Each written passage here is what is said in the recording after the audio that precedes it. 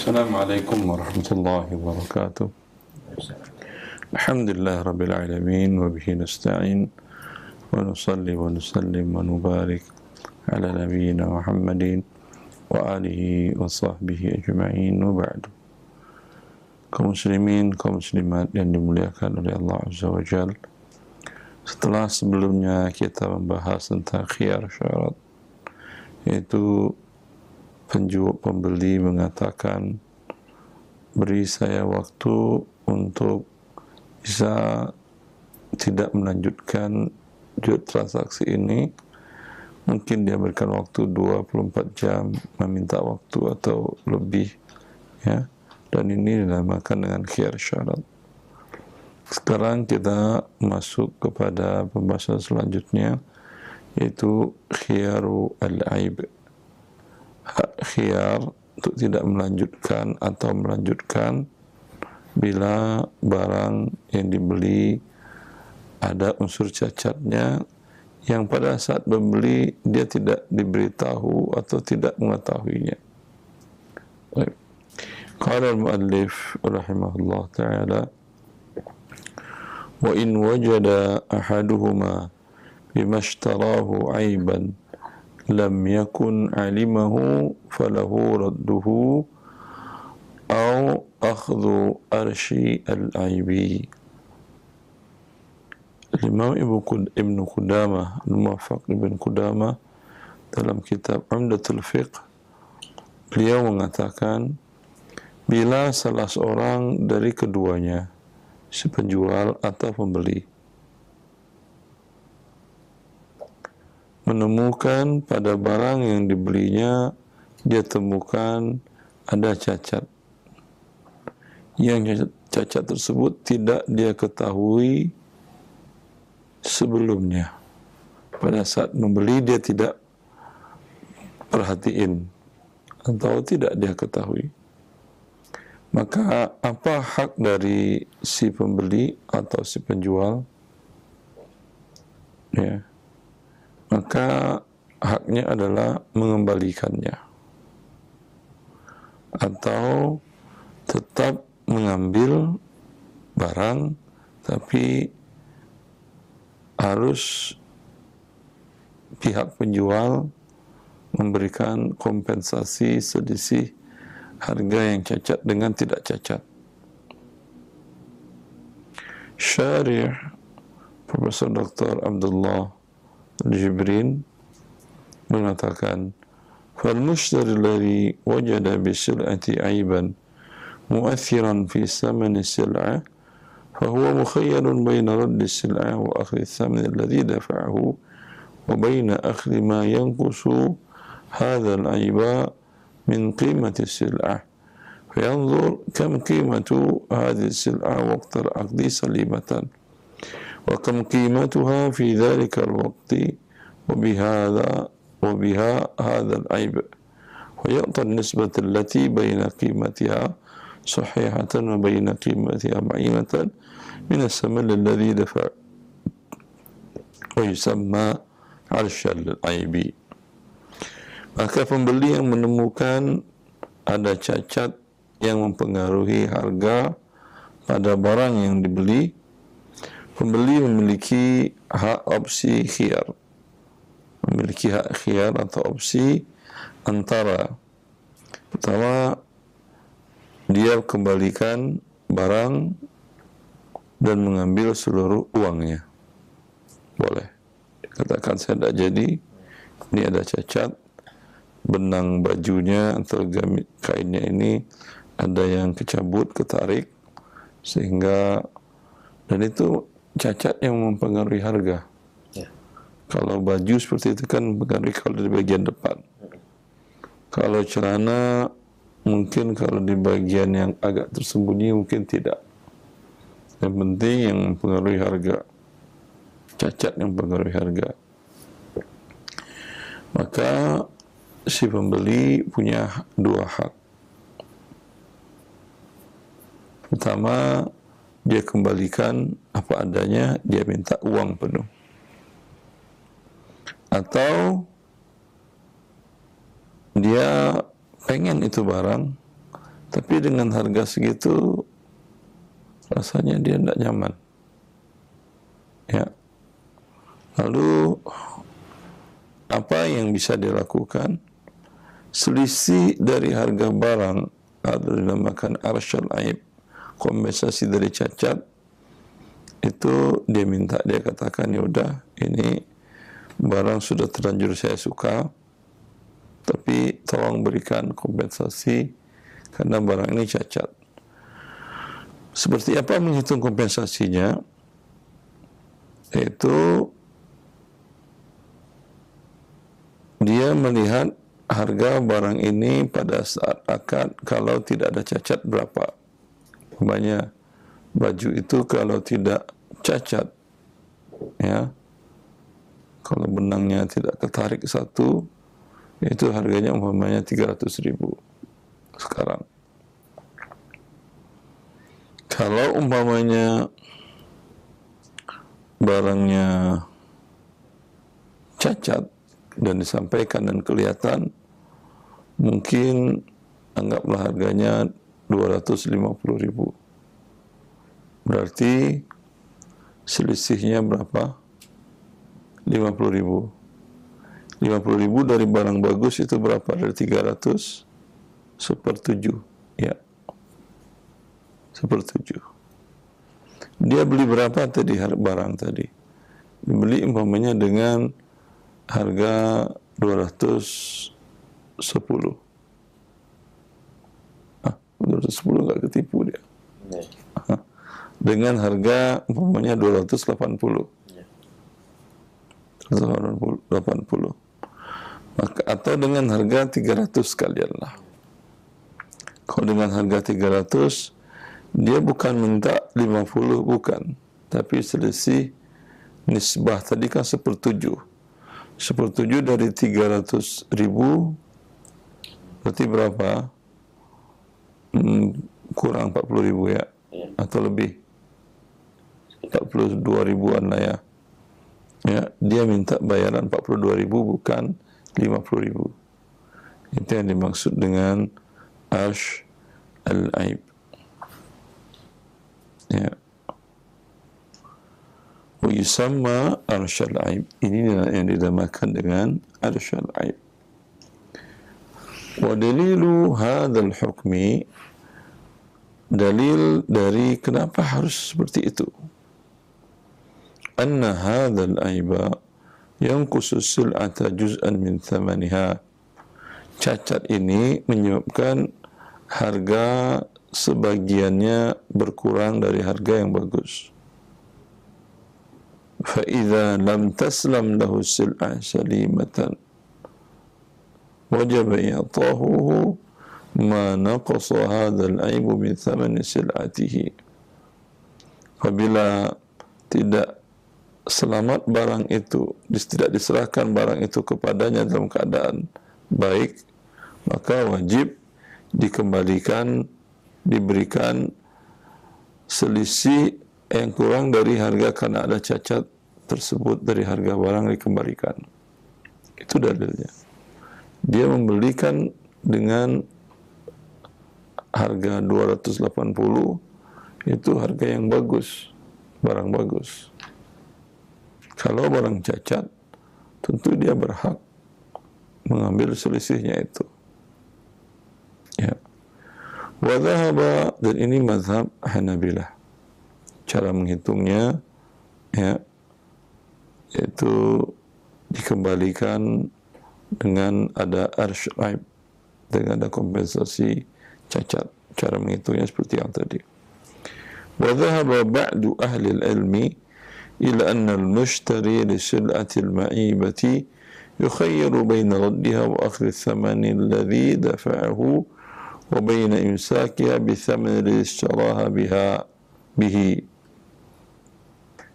Menurut sebagian para ahli ilmu, dan ini mazhab Syafi'iyah, Hanafiyah dan Malikiyah, bahwasanya pembeli barang yang cacat, dia memiliki hak khiyar antara mengembalikan dan mengambil uang yang diberikannya, dan antara dia terima barang dengan harga yang tadi dia ridhoi, 280, bukan dikurangi 42, tidak. Kenapa? Qiyasan ala al-musalla wa hadha huwa al-aqrab. Dikiaskan dengan kasus jual beli tasriyah, dan ini pendapat ini yang lebih kuat menurut al-muallif, menurut syarih.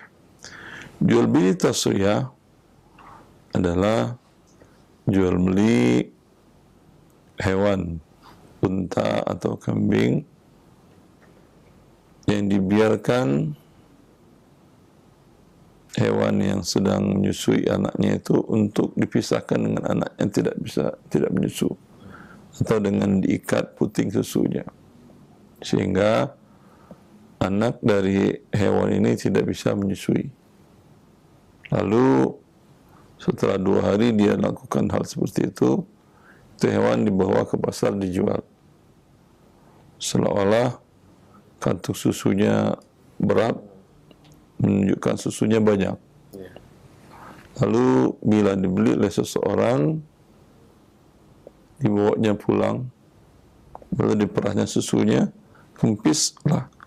Tadi perasaan gede amat, ini kok kempis lagi? Ya, dan besok kempis-kempis saja, nggak ada yang gede kemarin itu. Maka kata Rasulullah SAW, insya raddaha, insya amsakaha wa insya raddaha wa sa'an min tabar. Rasulullah memberikan 2 pilihan. Kalau pembeli merasa tertipu tadi, dia bisa memilih untuk ya udah ini mah biasa-biasa aja lah, tidak masalah. Dia tidak mengambil uang dan barang tetap ditahannya, milik dia. Kalau dia mau, dia kembalikan itu hewan, beserta hewan itu dia kembalikan 1 sok kurma. Nanti akan ada pembahasan tasriyah tadi. Ya, tidak ada pilihan dikembalikan, ditahan dengan adanya pembayaran kompensasi. Ini pendapat jumhur para ulama. Walhasil dalam hal ini, wallahu a'lam, mana saja yang sepakat dia. Si penjual mungkin berpikir, ya daripada barang dikembalikan, ya sama sekali dia tidak dapat keuntungan, ya udah, mending saya kembalikan sebahagian, saya dapat untung sebahagian. Dia berpikir seperti itu juga suatu hal yang baik.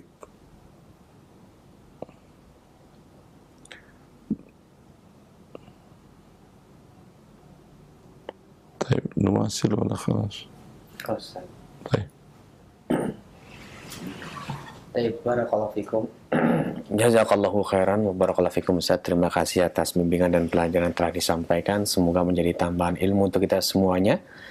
Dan bagi Anda yang bertanya seputar pembahasan ini atau yang berkaitan dengan muamalah, kami berikan kesempatan untuk langsung bertanya kepada Ustaz Dr. Irwandi Tarmizi MA Hafidhallahu Ta'ala. Sebutkan nama Anda dan dari mana Anda berasal, dan tunggu instruksi dari Ustaz.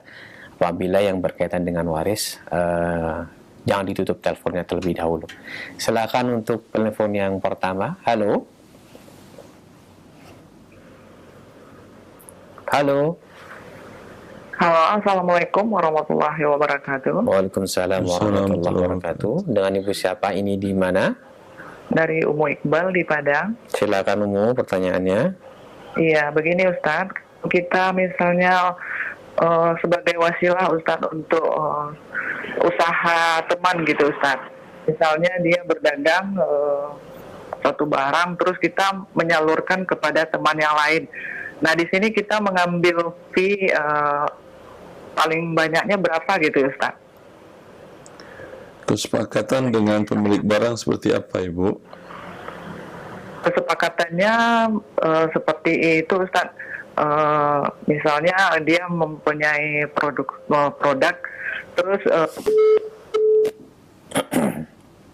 belum jelas ya Ustaz ya perkataannya. Tapi secara umum tergantung kesepakatan. Kalau si yang punya barang mengatakan tolong jualkan ini, kalau wasilah hanya perantara saja, tadi tolong jualkan untuk perantara saja. Kalau perantara saja dia cari orang, dia minta fee marketing hanya 2%, 3%. Ya, kalau ada orang nanya-nanya atau dia yang memberitahukan. Tapi kalau yang punya barang bilang, nih bawa silakan kamu jualkan.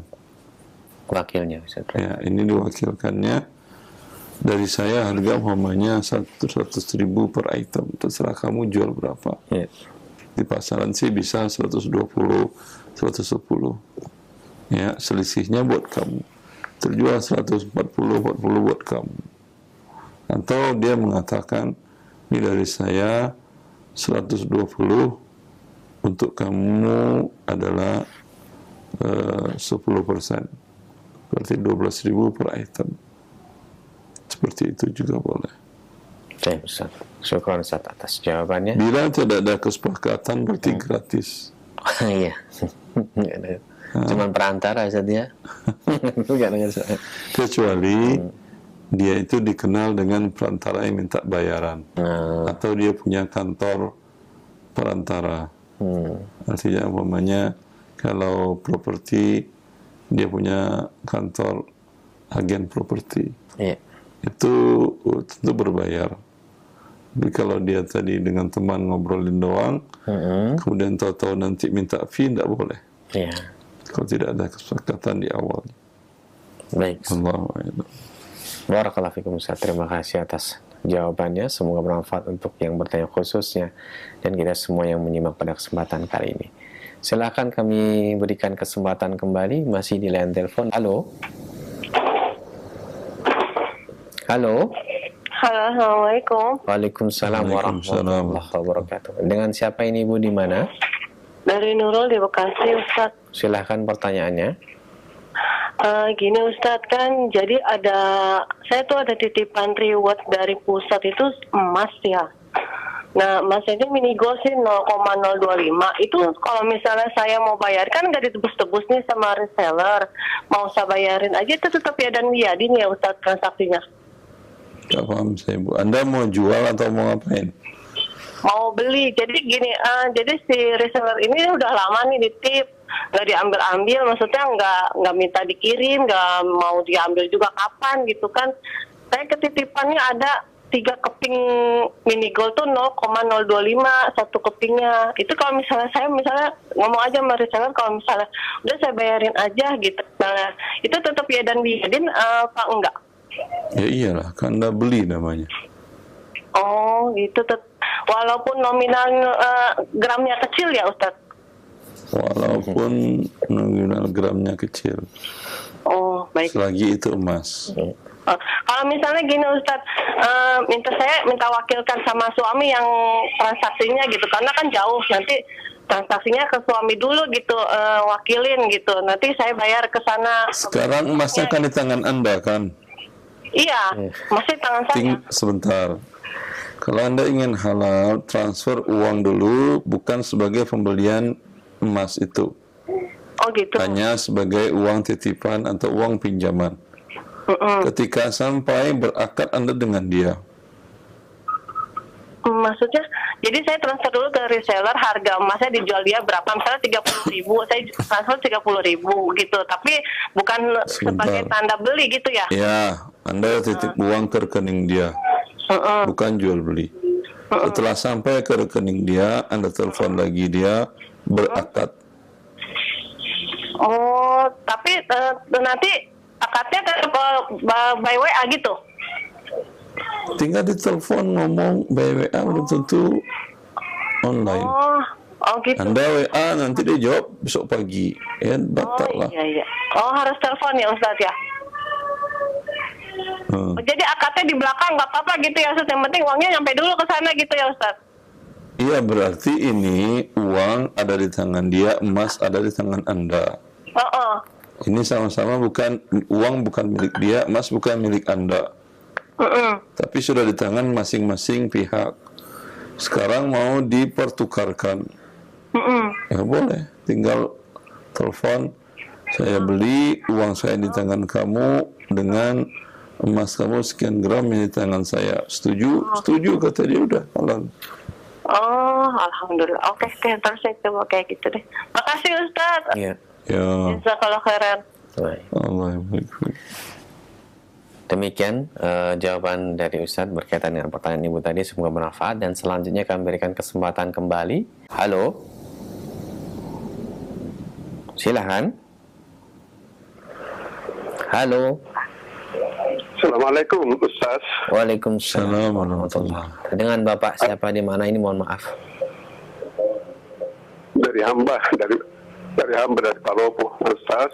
Silahkan. Mau bertanya Ustaz. Silakan Bapak.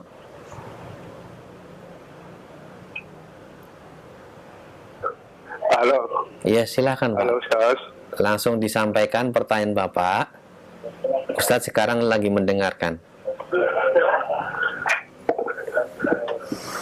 Ada mau tanya, ini ada masalah Pak Ustaz. Halo Bapak kayaknya kurang siap ini. Anak-anak saya ambil kredit di bank Panu. Kebetulan macet. Kemudian ada teman mau membantu menyelesaikan 180 juta. Dan kemudian kurang 1 tahun lebih, saya kembali ke rumahnya, saya mau selesaikan.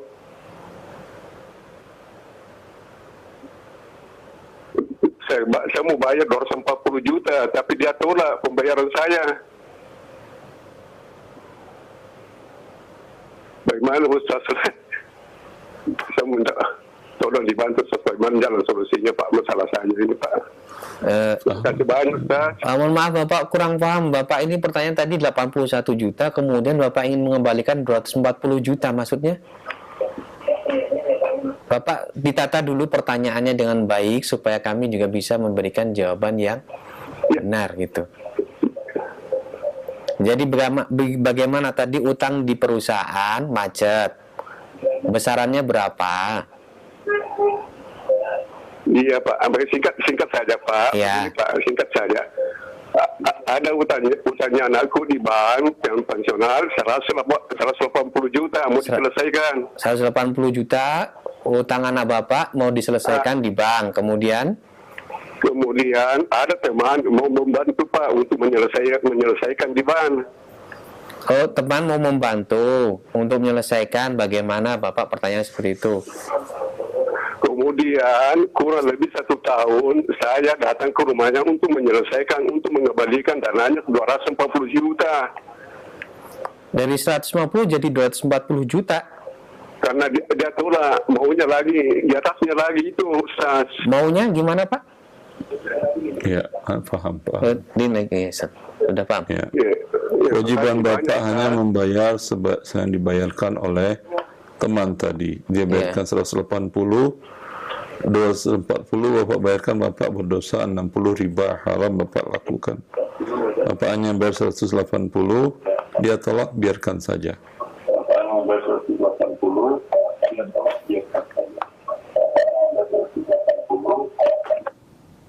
Sudah paham Pak ya? Bisa dipahami Pak? Iya, makasih banyak Ustaz. Nah, iya. Tapi jaminan saya, halo Ustaz. Iya. Jaminan rumah saya disimpan Pak. Oh iya. Jaminannya disimpan. Jaminan disimpan, ya biarkan aja. Kalau dia lakukan kezaliman, urusan dia dengan Allah. Sudah paham Pak ya? Berarti teman Bapak bukan mau membantu. Iya Pak. Dia mau membuat riba baru lagi dengan Anda.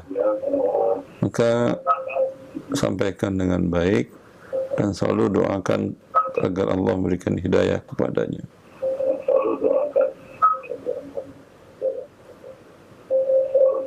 Iya Ustaz.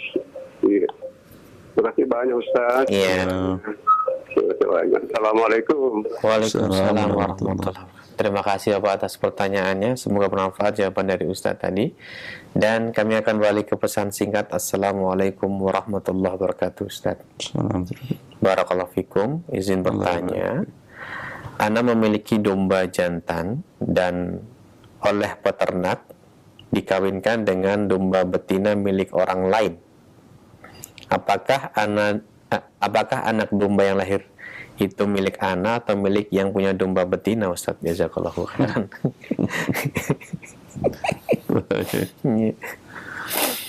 Kalau hewan itu mengikut ibu, bukan mengikut ayah. Kalau manusia ikut ayah. Ya, nasab kalau hewan ikut ibu, bukan ikut ayah. Maka dia itu milik yang betina, bukan milik yang jantan. Baik. Ya, tapi kalau Anda jual umpamanya spermanya dengan cara inseminasi boleh. Baik, Ustaz. Baik. Selanjutnya pertanyaan dari Haji Nasir di Nanti Ciledug. kalau seperti itu repot. Ayam jantan Anda main dengan ayam betina tetangga.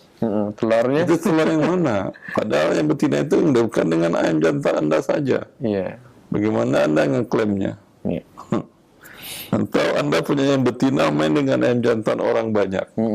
Yang mana yang halal telurnya untuk Anda? Ayam jantan Anda ada juga. Kan bikin Anda pusing. Makanya karena itu nasab ayam hewan itu kepada ibunya. Iya. Kan kepada ayah bapaknya. Selanjutnya Ustaz dari Haji Nasir di Ciledug, Tangerang. Mau bertanya Ustaz, kami ini usahanya jual beli tanah dan rumah. Nah, bagaimana cara mengeluarkan zakat malnya Ustaz? Jual bila berdagangannya jual beli rumah dan tanah, maka pada saat jatuh haul yang dihitung uang tunai kalau ada, kemudian kalau penjualannya dengan tidak cara tunai, pembayaran tempo, berarti piutang yang lancar. Kemudian kalau beli ada dengan cara berhutang, piutang tambah uang tunai, tambah tanah dan rumah yang ada stoknya yang belum laku terjual, itu dinilai dengan harga beli. Ditambahkanlah. Pokoknya ada uang tunai, tabungan di bank 100 juta. Piutang lancar, alhamdulillah ada 300, 400. Yang berbentuk tanah dan rumah ada sekitar 3 unit. Kalau dinilai semuanya 300 juta. Berarti 400 tambah 300, 700 juta. Ada hutang dagang, Anda beli kadang tidak tunai juga. Iya. Ada hutang dagang 200, berarti 500 juta yang terkena zakat dikalikan 2,5%. Seperti itu. Ya, baik Ustaz. Terima kasih atas jawabannya. Selanjutnya kami bacakan kembali. Bismillah, bagaimana hukumnya Ana meminjam barang atau uang ke toke? Toke ini Ustaz. dengan syarat Ana harus menjual hasil pertanian Ana ke toko ini Ustaz. Bukan toko. Oke ya Ustaz ya. Okay. Dengan syarat Ana harus menjual hasil pertanian Ana ke toko dia atau toko tersebut, silakan. Baik. Ini seperti ini diharamkan oleh Nabi SAW, dan seperti ini baik si toke tadi atau renten atau apa namanya tengkulak ya, tingkat kampung, bahkan tingkat internasional seperti itu, dia menghancurkan harta orang-orang yang lemah. Ya, karena itu Rasulullah mengharamkan la yahillu salafun wa bai'un, tidak halal menggabungkan pinjaman dengan jual beli. Dia pinjamkan uang dengan mengatakan dengan syarat kau jual barangku kepadaku, barangmu padaku. Ya, itu toke kampung. Toke internasional negara yang memiliki sumber daya alam yang banyak, yang bagus, tapi tak punya uang untuk eksploitasi dan tidak punya keahlian, maka negara yang maju dan punya uang mengatakan, aku pinjamkan ke uang dengan syarat sumber daya alammu yang ini, yang ini, yang ini, kami yang eksploitasi. Ya, dengan harga semau-maunya dia. Ya. Karena itu Rasulullah SAW mengharamkan. Ini mengantarkan kepada riba. Sehingga kalau tidak karena pinjaman tadi, dia tidak akan bisa menekan si petani tadi. Si toke ini tidak akan bisa menekan si petani. Si toke internasional ini juga tidak akan bisa menekan negara yang kecil, negara yang lemah, tapi sumber daya alamnya banyak. Tapi dengan pinjaman tadi, dengan hutang tadi, dia bisa menekan, dan ini hukumnya haram. Ya. Maka bagi petani tadi, kalau tahu dia mengatakan pinjam uang, boleh, tapi dengan syarat kau jual hasil panenmu kepada saya. Haram dia untuk meminjam. Begitu juga tadi, kalau negara miskin tadi, yang punya sumber daya alam yang banyak, tahu dia bahwa negara yang memberikan kredit pinjaman tadi pasti akan menekan dalam harga, haram dia pinjam. Baik. Wallahu a'lam. Barakallahu fikum. Selanjutnya kami berikan kesempatan telepon, silahkan. Halo. Halo. Halo. Assalamualaikum. Waalaikumsalam warahmatullahi wabarakatuh. Dengan siapa Ibu, di mana ini? Dengan Ibu Reni di Jakarta. Silahkan Ibu Reni. Begini, Ustaz, ini ada sengketa tanah. Jadi awalnya begini, ada Bapak Andi. Bapak Andi ini sudah meninggal. Semasa hidupnya, beliau mempunyai istri pertama. Nah, mempunyai istri pertama, lalu mempunyai anak satu laki-laki. Istri pertama itu meninggal. Nah, anak dari istri pertama ini juga meninggal, tapi meninggalkan seorang cucu laki-laki. Nah, setelah itu beliau menikah lagi, punya anak laki-laki satu. Nah, sebelum meninggal, Bapak Andi ini membuat wasiat, Ustaz, menghibahkan tanah sawah 2.500 meter untuk cucu yang laki-laki ini, tanpa sepengetahuan istri kedua dan anaknya. Nah, jadi Bapak Andi ini berpikir si cucu ini kan tidak punya siapa-siapa gitu kan, karena bapaknya juga udah meninggal. Jadi dia menghibahkan gitu. Nah, yang hibah atau wasiat, Ibu? Hibah. Jadi semasa hidup. Semasa hidup diserah terimakan kah? Jadi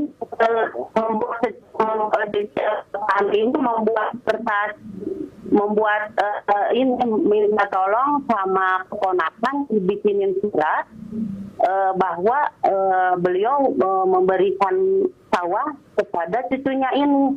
Jadi yang anaknya sebentar. Sawah itu langsung dikuasai cucu atau masih sama Andi yang menguasai? Sebelum meninggal masih Bapak Andi. Berarti jadi, itu namanya tidak balik nama juga kepada cucu? Tidak balik nama. Jadi tidak balik nama? Tidak. Berarti itu wasiat namanya, bukan hibah. Oh, meskipun ditulisnya masih hidup. Menandatangani, ada surat gitu bahwa saya menghibahkan. Itu Bapak Andi itu membuat surat.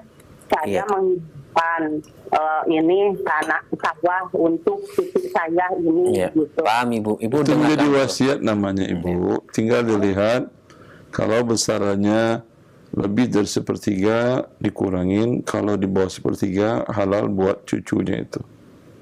Oh ya, ini karena si anaknya itu, yang anaknya masih hidup ini tidak kebagian Ustaz, jadi semua sawah itu buat cucunya gitu, makanya itu lebih sepertiga. Nah, kan saya katakan ya. Si Andi punya harta semuanya cuma sawah itu saja, yang lain nggak punya harta lagi. Cuma sama rumah dan kolam. Nah, rumah dan tinggal dinilai rumah kolam berapa harganya, sawah berapa. Oh iya, iya. Kalau harga sawah itu masih di bawah sepertiga, maka itu sah milik cucu. Ya. Bila lebih dari sepertiga, maka dikurangi luas sawah tadi, yang di bawah sepertiga milik cucu, yang kelebihannya milik waris. Jadi si cucu sepertiga ya? Iya. Ya, ya Ustaz. Alhamdulillah Ustaz. Syukran jazakallahu khair. Allah barik fiik. Baik Ustaz.